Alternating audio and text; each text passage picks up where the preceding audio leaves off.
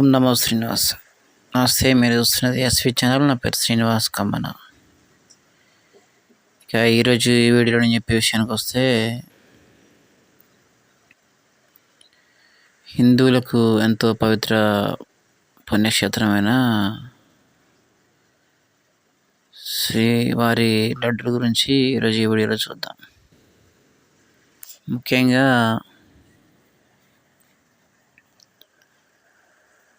హిందువులు పవిత్రంగా భావించే తిరుమలలో స్వామివారి దర్శనం తర్వాత అత్యంత ముఖ్యమైనది లడ్డు ప్రసాదం. కానీ ప్రస్తుతం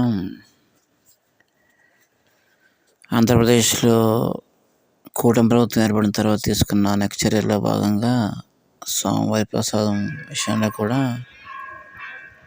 టీటీడీ తీసుకున్న నిర్ణయం భక్తుల్ని తీవ్రంగా నిరాశపడుతుందని చెప్పాలి.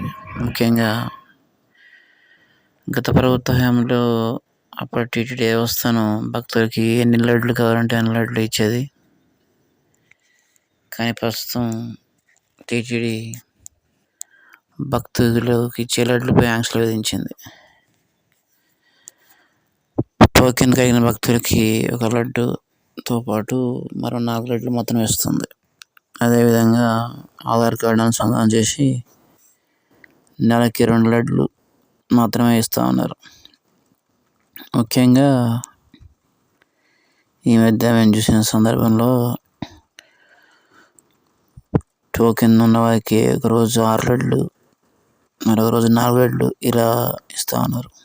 అది కూడా ఆధార్ కార్డు అనుసంధానం చేయడం వల్ల ఆధార్ కార్డు అనుసంధానం చేసుకున్న వారికి లడ్లు తీసుకున్న వారికి ఒకసారి ఇస్తే మరో నెల వరకు ఇచ్చే అవకాశం లేదు. ఈ విధంగా లడ్ల విషయంలో కోత విధించడం వల్ల సుదీర్ఘ ప్రాంతాల నుంచి స్వామివారి దర్శనం కోసం వచ్చిన వారు తమతో పాటు తమ బంధువులకు, చుట్టుపక్కల వరకు లడ్డు ప్రసాదం పంచే సంస్కృతి మాత్రం ఉంది. వారికి కావాల్సిన లడ్డులు లభించక ఇబ్బందులు పడుతూ ఉన్నారు. ముఖ్యంగా ప్రభుత్వం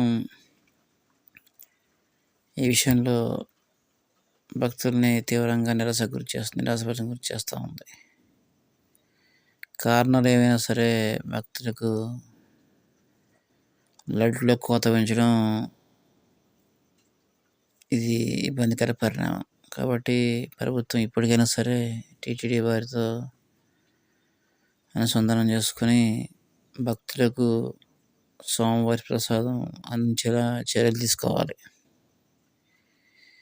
ఎన్నో రాష్ట్రాల నుంచి, ఎన్నో వేల కిలోమీటర్ల నుంచి వచ్చే భక్తులు కావాల్సిన లడ్డులు ఇవ్వకపోవడంతో తీవ్రంగా నిరాశ చెందుతూ ఉన్నారు. ఇప్పటికైనా తిరుమల తిరుపతి దేవస్థానం వారు భక్తులకు